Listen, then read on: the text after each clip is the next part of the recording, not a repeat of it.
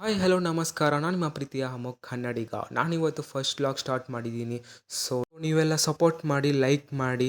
Please ಎಲ್ಲರೂ ಅಮೋಘ್ ಕನ್ನಡಿಗ YouTube ಚಾನಲ್ನ follow ಮಾಡಿ, ಸಬ್ಸ್ಕ್ರೈಬ್ ಮಾಡಿ. ಹಾಗೂ Instagram channel Amogh Kannadiga please follow ಮಾಡಿ, ಲೈಕ್ ಮಾಡಿ. ಡೇ ಮಿನಿ ವ್ಲಾಗ್ ಸ್ಟಾರ್ಟ್ ಮಾಡಿದ್ದೀನಿ. ಸೊ ಅದೇ ಖುಷಿಯಿಂದ ಬ್ಯಾಗ್ ಎತ್ಕೊಂಡು ಹಂಗೆ ಕನ್ನಡಿಲಿ ನನ್ನ ಮುಖ ನಾನೇ ನೋಡಿಕೊಂಡು ಹೊರಟೆ ಕಾಲೇಜ್ಗೆ.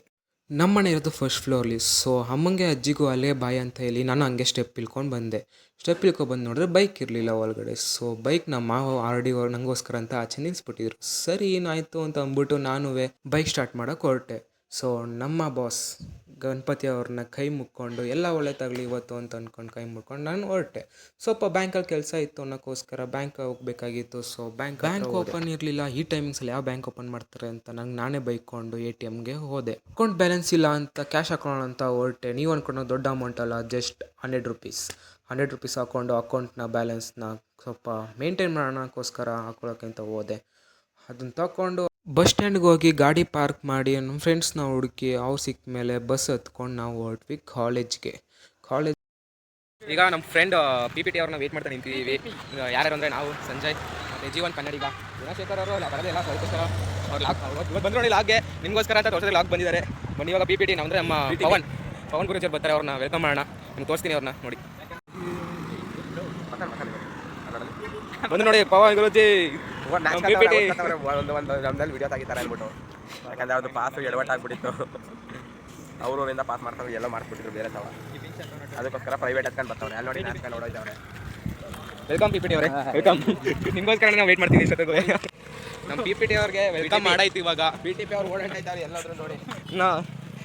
ಇವರು ನಿಮ್ಗೆ ಏನೇ ಕೆಲಸ ಆಗಬೇಕು ಅಂದರೆ ಇವ್ರು ಬಂದು ಹೇಳಿ, ಇವ್ರು ತಾತ ಮಾಡ್ಕೊಡ್ತಾರೆ. ಇವ್ರು ತಾತ ಬಂದು MLA. PPT ಅವರು ಒಳ್ಳೇದಾಗಲಿ, ಚೆನ್ನಾಗಿ ಓದೋಣ, ನಮಗೆಲ್ಲರೂ ಒಳ್ಳೇದು ಮಾಡಲಿ ಅಂತಕ್ಕೋಸ್ಕರ ಬರ್ತಿದ್ದಾರೆ ದೇವಸ್ಥಾನಕ್ಕೆ.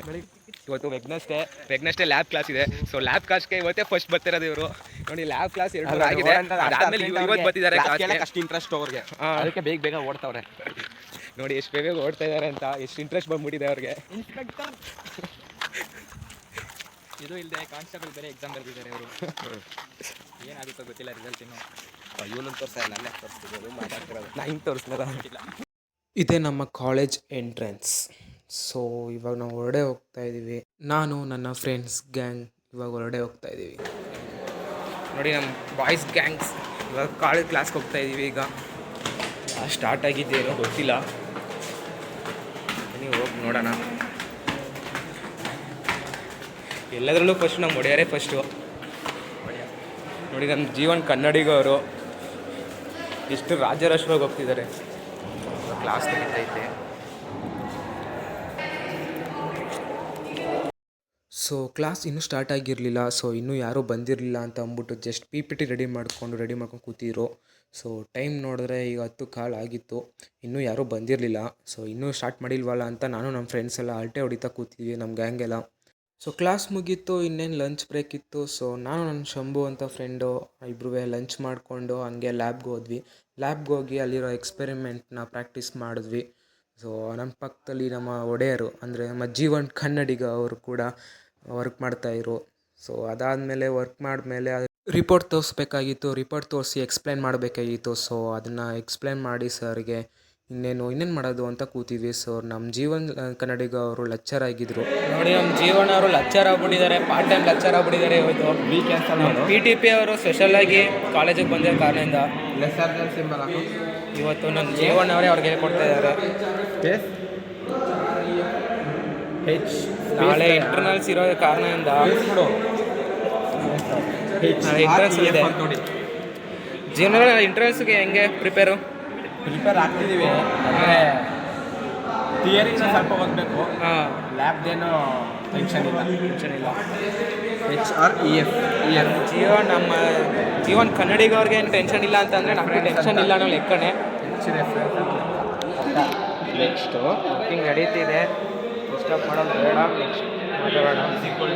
ಲ್ಯಾಬ್ ಮುಗಿಯೋಷ್ಟರಲ್ಲಿ 4 o'clock ಆಗಿತ್ತು. ಸೊ ಮನೆಗೆ ಹೊರಟ್ವಿ. ಹಂಗೆ ಎಲ್ಲ ವರ್ಕೆಲ್ಲ ಮುಗಿಸ್ಕೊಂಡು ಬಸ್ ವೆಯ್ಟ್ ಮಾಡಿ ಬಸ್ ಹತ್ಕೊಂಡು ನಾವು ಸೀದಾ ಕೊಳ್ಳೇಗಾಲಕ್ಕೆ ಹೊರಟ್ವಿ ಬಸ್ಸಲ್ಲಿ. ಅಲ್ಲಿಂದ ನಾನು ಬೈಕ್ ತಗೊಂಡು ಹೊರಟೆ ನಾನು ಸೀದಾ ನಮ್ಮ ಫ್ರೆಂಡ್ ಮನೆಗೆ. ಬಸ್ತಿಪುರಕ್ಕೆ ಹೊರಟೆ. ಅಲ್ಲಿ ನೋಡಿದ್ರೆ ನನ್ನ ಫ್ರೆಂಡ್ಗೋಸ್ಕರ ಕಾಯ್ಕೊಂಡಿದ್ರೆ ಅವ್ನು ನೋಡಿದ್ರೆ ಆಲ್ರೆಡಿ ಎಲ್ಲ ಹೊರ್ಟೋಗಿದ್ದ. ಸೊ ಇನ್ನೇನು ಮಾಡೋದ ಅಂತ ಅಂದ್ಬಿಟ್ಟು ATMಗೆ ಹೊರಟೆ. ₹200 ಡೆಪಾಸಿಟ್ ಮಾಡ್ಕೋಬೇಕಿತ್ತು ನನ್ನ ಅಕೌಂಟ್ಗೆ. ಮಾರ್ನಿಂಗ್ ₹100 ಡೆಪಾಸಿಟ್ ಮಾಡಿಕೊಂಡೆ. ಈವ್ನಿಂಗ್ ₹200 ಡೆಪಾಸಿಟ್ ಮಾಡ್ಕೊತಿದ್ದೀನಿ. ಹಂಗಂತ ನಾನು ರಿಚ್ ಏನಲ್ಲ.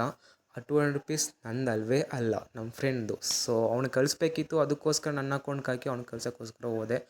ಸೊ ಹಂಗೆ ನಮ್ಮ ಬೈಕ್ ಹತ್ಕೊಂಡು ಹೋದರೆ ಅಲ್ಲಿ ಸಿಗ್ನಲ್ ಬಿಟ್ಟಿತ್ತು. ಸೊ ಪಕ್ಕದಲ್ಲೇ ನಂದಿನಿ ಡೈರಿ ಇತ್ತು. ಸೊ ಅಲ್ಲೊಂದು ಮಜ್ಜಿಗೆ ಪ್ಯಾಕೆಟ್ ತಗೊಂಡು ಅಲ್ಲೇ ಕುಡ್ಕೊಂಡು ಸಿಗ್ನಲ್ ಮುಗಿದ ತಕ್ಷಣ ವೆದರ್ ಕೂಲಾಗಿತ್ತು. ಇದರಲ್ಲಿ ಒಂದೆರಡು ಮನ್ಸೂನ್ ಮಾತಾಡಬೇಕು ಅನಿಸ್ತು. ಸೊ ಹಂಗೆ ಮಾತಾಡ್ಕೊಂಡು ಬೈಕಲ್ಲಿ ಹೋದೆ. ಬೈಕ್ ರೈಡ್ ಮಾಡ್ತಾ ಒಂದು ವಿಷಯ ನೆನಪಾಯಿತು. ಗಾಡಿ ಓಡ್ಸೋಕೆ ಒಂದು ಮಾತು ನೆನಪಾಯಿತು. ಏನಿಲ್ಲ, ಜೀವನದಲ್ಲಿ ನಾವು ಯಾರಿಗೆ ಎಷ್ಟೇ ಒಳ್ಳೇದು ಮಾಡಿದ್ರು ಏನೇ ಮಾಡಿದ್ರು ಲಾಸ್ಟಲ್ಲಿ ನಾವೇ ಕೆಟ್ಟವ್ರು ಹೋಗ್ತೀವಿ. ಒಳ್ಳೆತನದಿಂದ ಇದ್ರೂ ಅಷ್ಟೇ, ಇದ್ದವರು ಅಷ್ಟೇ. ಎಷ್ಟೇ ಒಳ್ಳೆತನದಿಂದ ಇದ್ರೂ ನಮ್ಮನ್ನೇ ಕೆಟ್ಟವ್ರಾಗಿ ನೋಡ್ತಾರೆ.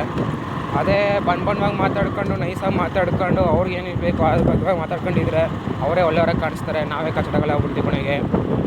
ಜೀವನ ನೋಡಿ ಎಂಥ ವಿಪರ್ಯಾಸ ಅಲ್ವಾ. ರಿಲೇಷನ್ನೇ ಆಗಿರಲಿ, ಫ್ರೆಂಡ್ಶಿಪ್ಪಲ್ಲೇ ಆಗಿರಲಿ, ಎಷ್ಟೇ ಒಳ್ಳೆತನ ಇದ್ದರೂ ವೇಸ್ಟು. ಮನೆಗೆ ಬಂದು ಗಾಡಿ ಪಾರ್ಕ್ ಮಾಡಿ ಗೇಟ್ ಲಾಕ್ ಮಾಡಿ ಹಾಗೆ ಸೀದಾ ಸ್ಟೆಪ್ ಹತ್ಕೊಂಡು ಮೇಲಕ್ಕೆ ಹೋದೆ. ಮೇಲಕ್ಕೆ ಹೋಗ್ತಾ ನೋಡಿದ್ರೆ ನಮ್ಮ ಅಜ್ಜಿ ನನಗೋಸ್ಕರ ಅಂತ ವೆಯ್ಟ್ ಮಾಡ್ತಾಯಿದ್ರು. ಸೊ ಅವ್ರನ್ನ ಮಾತಾಡಿಸ್ಕೊಂಡು ಹಂಗೆ ಒಳಗಡೆ ಹೋದೆ. ಟೈಮ್ ನೋಡಿದ್ರೆ 6:35 ಆಗಿತ್ತು. ಇವತ್ತು ನನ್ನ ಡೇ ಲಾಗ್ ಮುಗೀತು. ಸೊ ನಾಳೆ ಮತ್ತೆ ಸಿಗ್ತೀನಿ. ಯೂಟ್ಯೂಬ್ ಚಾನಲ್ನ ಫಾಲೋ ಮಾಡಿ, ಸಬ್ಸ್ಕ್ರೈಬ್ ಮಾಡಿ, ಲೈಕ್ ಮಾಡಿ, ಇನ್ಸ್ಟಾಗ್ರಾಮ್ನು ಫಾಲೋ ಮಾಡಿ, ಲೈಕ್ ಮಾಡಿ. Thank you. ಬಾಯ್.